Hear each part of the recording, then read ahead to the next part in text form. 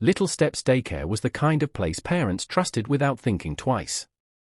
Bright walls painted with cartoon animals. Tiny cribs lined up neatly beside soft teddy bears. And a warm morning sun that poured through the windows as if blessing the children inside. Every week, dozens of babies and toddlers came through its doors. But on this particular Wednesday morning, a story was unfolding that no one inside the building could have anticipated. The day began like any other.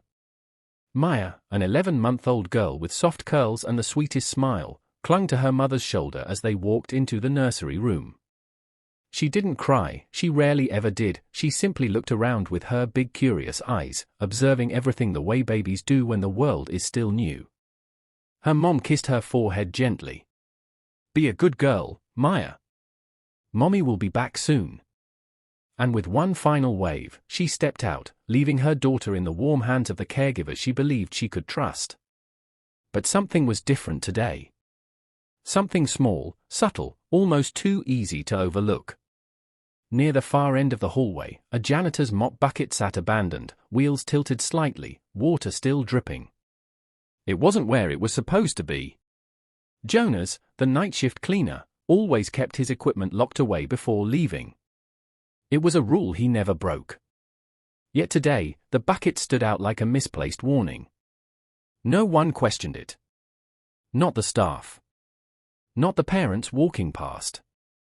Not even the security guard. It was just a mop bucket. Until later, it would become one of the most important clues of the entire investigation. By 9 a.m., the nursery was quiet, peaceful, and filled with the soft breaths of resting children. Nothing seemed out of place. Nothing seemed dangerous. But 3 hours later, when the caregivers returned for the routine check, Maya's crib was empty. And no one, not a single person inside Little Steps Daycare, could explain how an 11-month-old baby had vanished without a trace. But by midday, Maya was nowhere to be found. Morning at Little Steps Daycare had its own rhythm, gentle, predictable, almost comforting. Parents walked in with bags of diapers, milk bottles, tiny blankets, and tired smiles. The staff greeted each child like family. The building felt alive. Maya, being one of the youngest, always drew special attention. An 11-month-old with big curious eyes and tiny fingers that loved grabbing at anything shiny. She was unusually calm for a baby her age, and everyone adored her. Today, she clung to Miss Ella's uniform as the caregiver lifted her from her mother's arms. Miss Ella, softly. "There you go, sweetheart. Let's go see your friends." Miss Ella was the heart of the nursery, patient, gentle, and protective. Maya responded to her more than anyone else. Across the hallway, Mr. Edwards, the security guard, logged names at the entrance. Tall, with a calm face, he took his job seriously, maybe too seriously sometimes. No one entered or left without him noticing. At the main desk sat Mrs. Rose, the daycare head. Always neatly dressed, always smiling in front of parents. But her staff knew she had another side, strict, easily irritated, and always worried about inspections. And then there was Jonas, the night shift cleaner. Quiet. Barely spoke. Kept to himself. He usually left before any parent arrived, like a shadow that belonged only to the night. But today, something about him felt different. His mop bucket, normally stored away by 5 a.m., had been left in the wrong corner of the hallway. Tilted. Half filled. A small puddle beneath it. No one mentioned it. But Miss Ella paused for a second when she walked past it. There was also a strange smell, faint, metallic, drifting through the hallway, so subtle she almost ignored it. She wrinkled her nose. Odd. Maybe the pipes again. But she moved on. By 10 a.m., babies were fed, changed, and playing softly. The sun streamed into the nursery, casting warm golden shapes on the floor. At 10:45, the caregivers prepared for nap time. Lights dimmed. Tiny blankets tucked. Soft lullabies played from the small rotating bear on the shelf. Maya was placed gently into crib 4, the one near the window. She curled onto her side, hugging her little rattle toy, already drifting to sleep. Everything looked exactly as it always did. Routine. Peaceful. Predictable. A normal day. Until the moment everything stopped being normal. Nap time at Little Steps Daycare was supposed to be peaceful. A moment when the building grew quiet. When the chaos of the morning finally settled. And the only sounds were soft lullabies and tiny breaths. At 10:45 a.m., all 9 babies were asleep. Miss Ella made her usual rounds, moving from crib to crib with practiced care, adjusting blankets, checking diapers, whispering soothing words when tiny legs kicked in dreams. Maya was the last she checked, curled on her side in crib 4, rattle still in her hand. Everything looked calm. On her way out, she noticed the hallway light flickering again, the same one from earlier. Annoying. Distracting. She stepped out quickly to switch it off, planning to return in a moment. 7 minutes. That was all she spent outside. 7 minutes to walk down the hallway, flip the switch, and chat briefly with Mrs. Rose about the morning reports. When she returned, she opened the nursery door gently, careful not to wake anyone. The room still looked peaceful. Soft. Dimly lit with tiny star-shaped lamps. But her eyes went straight to crib 4, and her heart dropped. The crib was empty. At first, her mind refused to accept what her eyes saw. Maybe Maya had rolled to the far corner. Maybe she was hidden under the blanket. Maybe. No. The blanket was pushed aside. The rattle was on the mattress. And the mattress itself was still warm. Maya was gone. Miss Ella, whispering, choking on fear. Maya? Maya? Her hand shook as she lifted the blanket and looked underneath, even though she already knew the truth. Panic hit her like a wave. She ran out into the hallway, calling for the other caregivers. The calm daycare suddenly erupted into chaos. Babies woke up from the sudden noise, one began crying, then another, until the room filled with terrified wails. Teachers rushed around, searching corners, checking cribs again and again, opening closets, calling Maya's name even though she couldn't walk well enough to go far. Mrs. Rose ran to the CCTV room, breathing heavily. If a child left the nursery, the hallway camera would show it. She clicked on the monitor for the nursery camera. A red error message blinked repeatedly. Technical glitch, feed unavailable. Frozen at 10:46 a.m. Exactly 1 minute after Miss Ella stepped out. Mrs. Rose frowned, clicking repeatedly. No response. She switched to the hallway camera, that one worked perfectly. It showed everyone who walked past that door. Including Miss Ella leaving. Including the other staff moving around. And it showed something terrifying. From the moment Miss Ella stepped out, the nursery door never opened again. Not once. Not even slightly. Yet somehow, an 11-month-old baby vanished from a locked room. Without anyone entering. And without anyone leaving. Miss Ella's scream still hangs in the air when the entire nursery jolts into motion. Teachers rush in, confusion spreading across their faces as they stare at the empty crib. Miss Ella? I left her right here. I swear, just 7 minutes. She was asleep. The room erupts. 2 teachers begin checking every corner, under cribs, behind toy shelves, even inside storage bins. The babies, sensing the panic, begin to cry uncontrollably, turning the nursery into a chorus of fear. Miss Kimi searches the small closet where cleaning supplies are kept, nothing. Miss BC runs to the attached bathroom, empty. The storeroom is checked twice, no footprints, no disturbed items, no sign of Maya.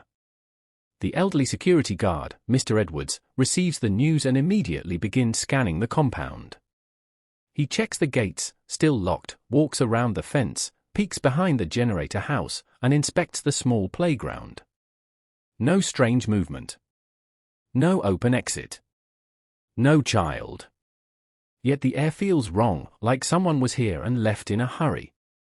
Mrs. Rose, the daycare owner, is trembling but trying to hide it. She paces back and forth, pressing her hands against her forehead. Mrs. Rose. If we call the police now, they will shut us down. Investigations, headlines, bad press. Miss Ella rounds on her angrily. Miss Ella? Are you thinking of your business right now? A child is missing. Mrs. Rose flinches but tries to steady herself. Mrs. Rose. We don't know if she really disappeared. Maybe someone moved her by mistake. Or.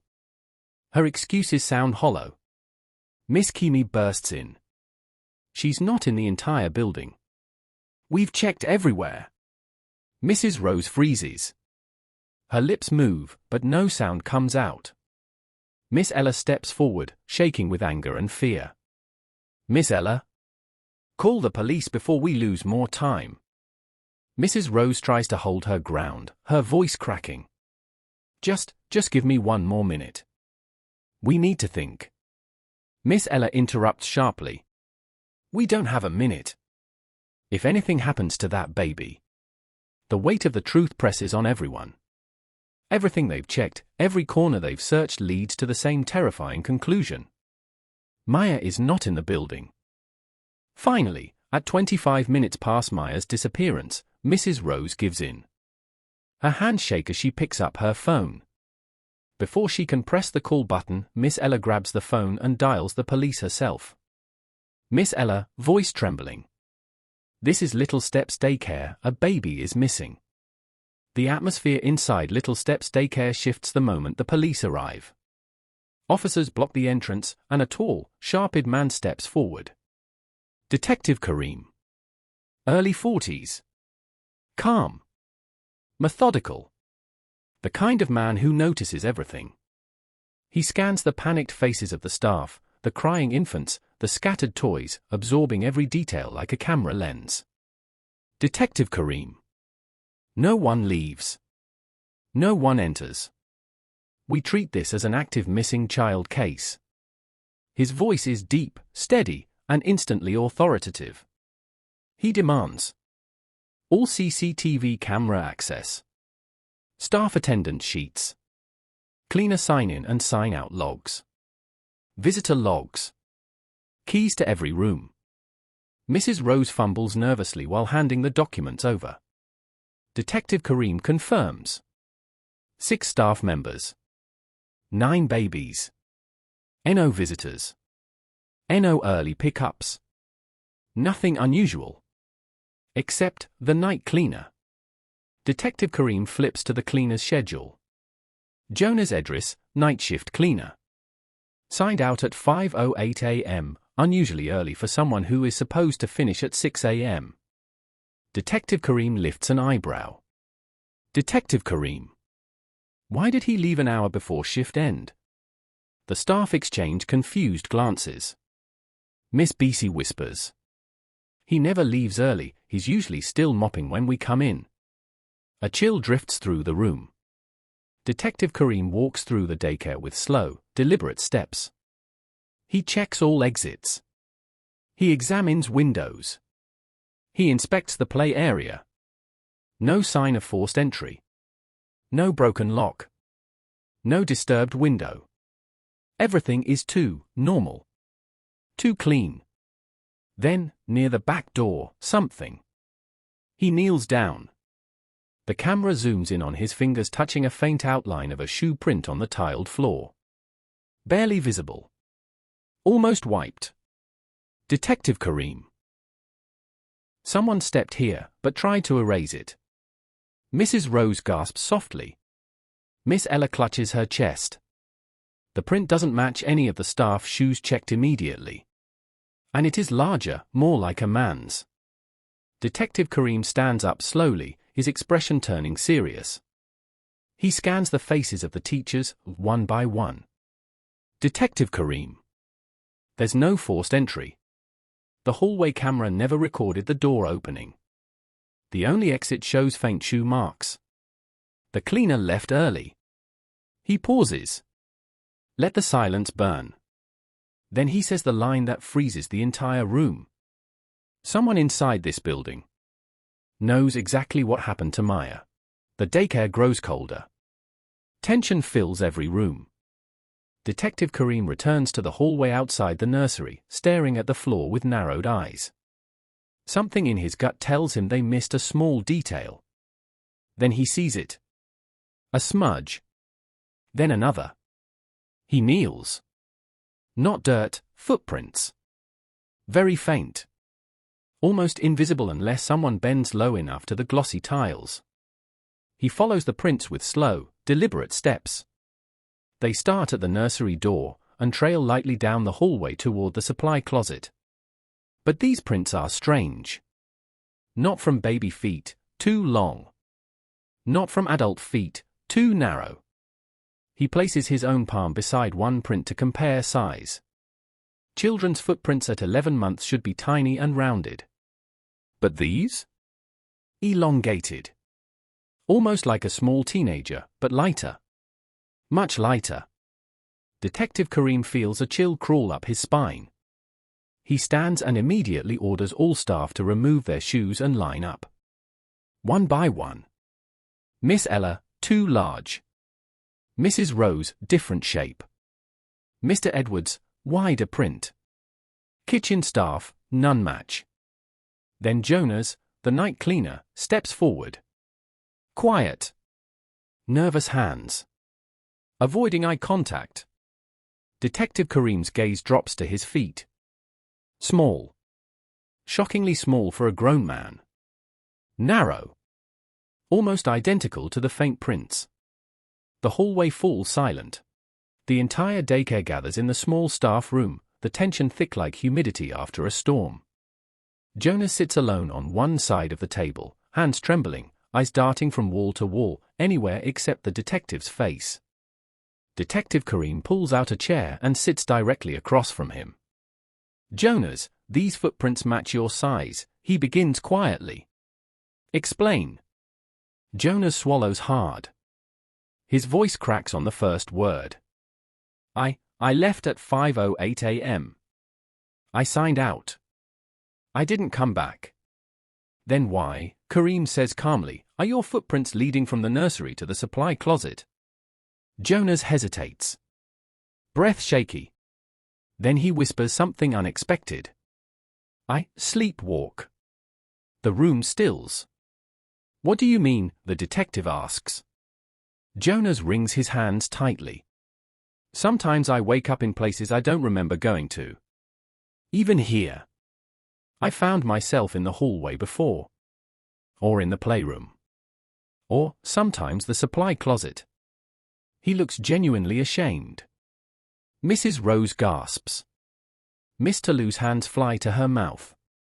Detective Kareem leans forward. Do you ever touch the babies while sleepwalking?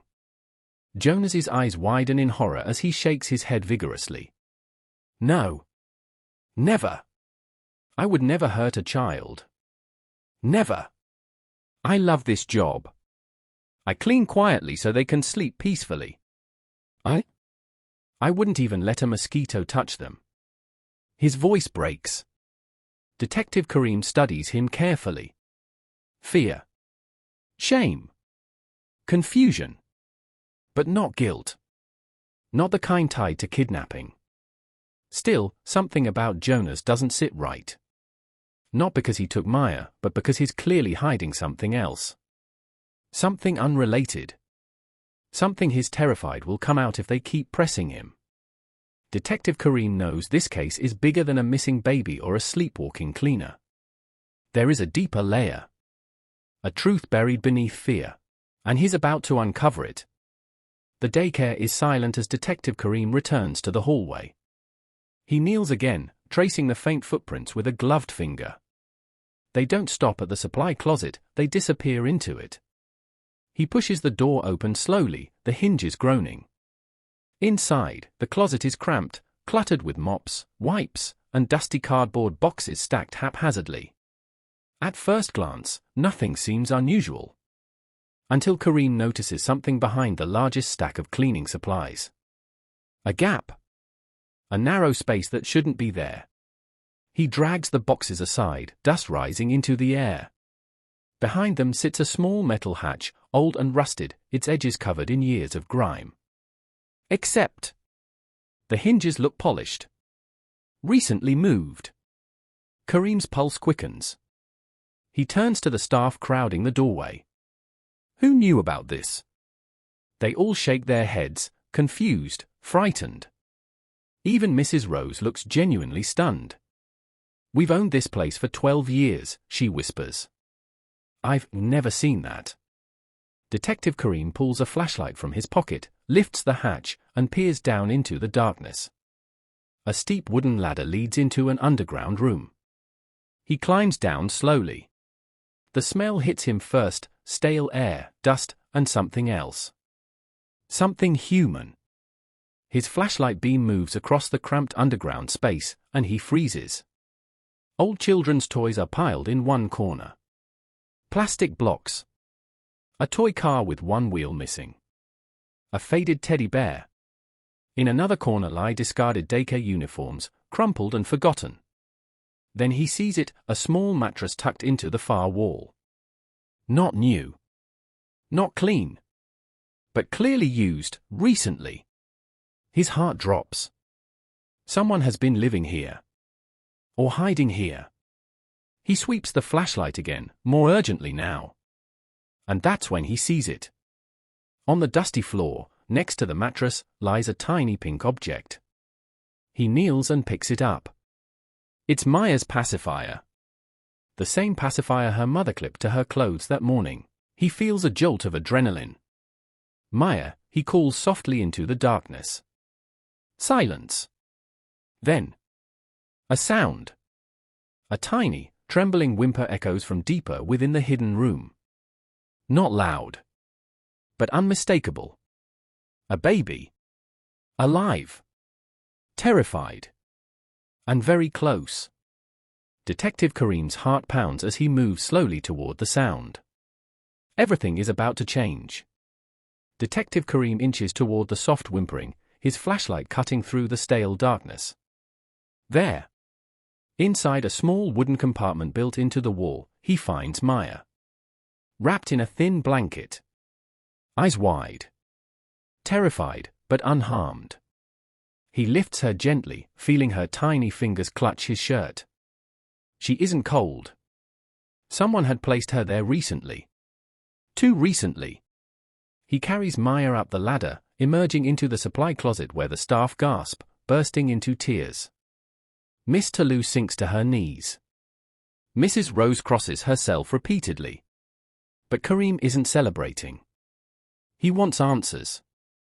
Someone put her in that hidden room. And it happened after the daycare opened.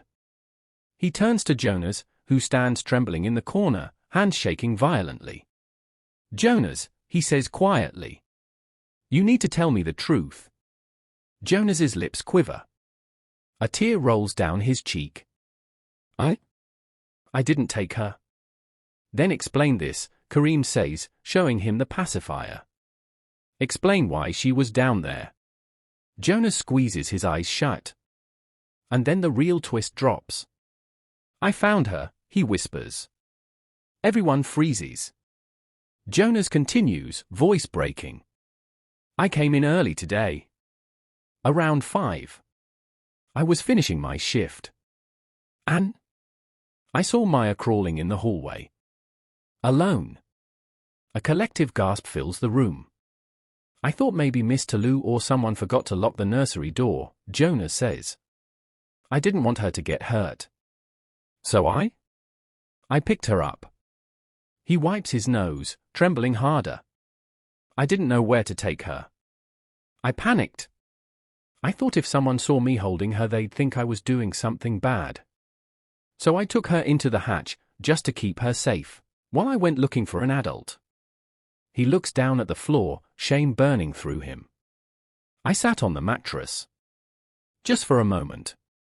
But I was tired. I fell asleep. The staff stare at him in disbelief. When I woke up, Jonas whispers, I heard noise upstairs. I got scared. So I ran. And I left her. I left her inside. He covers his face with his hands, sobbing. Detective Kareem watches him. The guilt is real. The fear is real. But this isn't the whole truth. Because if Jonas found Maya crawling at 5 a.m., then someone unlocked the nursery door. Someone who was already inside the building. Someone who shouldn't have been there at all. And the real mystery is just beginning. Detective Kareem moves straight to the security room, jaw tight, Maya safely in the arms of Miss Talou. He replays the so-called technical glitch on the CCTV logs. And something jumps out immediately. The malfunction didn't start in the nursery camera. It originated from Mrs. Rose's office. His eyes narrow. He storms into her office, pulls up the system logs, and there it is. At exactly 6:12 a.m., the CCTV feeds were manually reset. And the command came from Mrs. Rose's desktop. Kareem steps into the hallway, staring at her. Her face goes pale. "You disabled the camera," he says quietly. Mrs. Rose freezes. Staff turn to her, stunned. I can explain," she whispers. Detective Kareem folds his arms. "Please do." Her shoulders slump. "I'm running a small extension, an unregistered daycare room," she admits shakily. "I didn't want state inspectors to find out. They've been visiting randomly lately." A wave of shock ripples across the staff. "So this morning," she continues, voice trembling, "I came in early and I saw Maya outside her crib.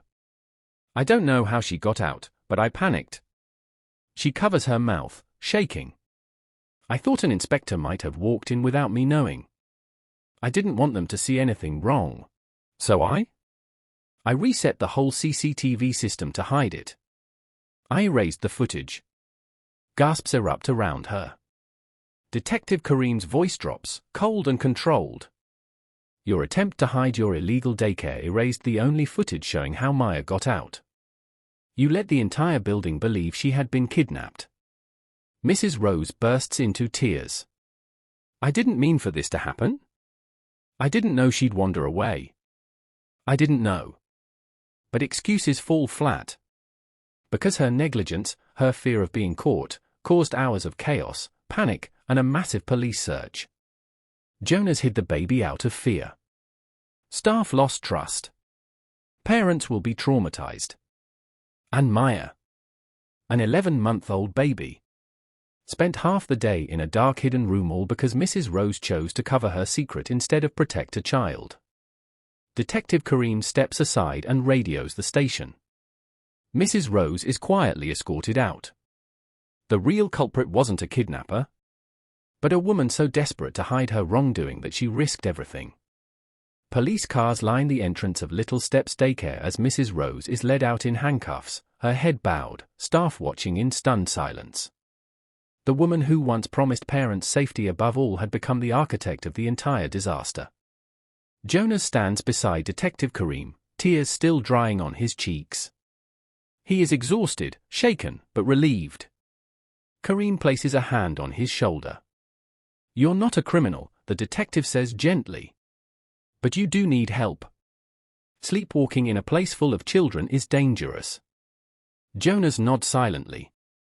No charges are filed, but he is ordered to attend counseling and placed on probation. Inside the nursery, Miss Talou sits quietly on the rocking chair, cradling Maya against her chest. She hums softly, trying to calm the trembling child. Maya's tiny fingers grip her shirt, refusing to let go. Moments later, Maya's mother bursts through the hallway, breathless, eyes swollen from panic. When she sees her baby alive, safe, and reaching for her, she collapses into tears, holding her daughter like she'll never let her out of her arms again. Detective Kareem watches from the doorway. Exhausted. Reflective. But satisfied that the truth, however messy, finally came to light. As he steps outside into the fading afternoon light, he closes the case with a quiet, solemn thought. Sometimes, the truth is not in the crime, but in the silence people keep to protect themselves.